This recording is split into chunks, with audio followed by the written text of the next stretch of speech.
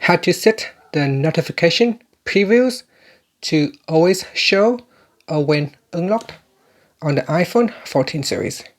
First, swipe up at the bottom to go back to the home screen, and on the home screen, tap on the settings icon.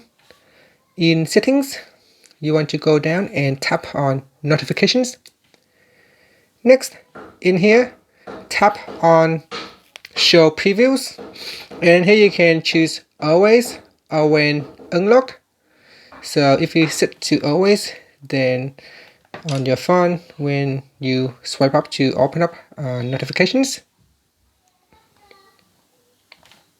then you can see it will show notifications preview. And if I set it to only when it is unlocked, then you can see when my phone is locked. And if I swipe up, then it will not show the previews. It shows me that I have notifications from an app, but it will not give me a preview of the text. Or you can simply select to never. And that's it. Finally, you can swipe up to go back to the home screen. Thank you for watching this video. Please subscribe to my channel for more videos.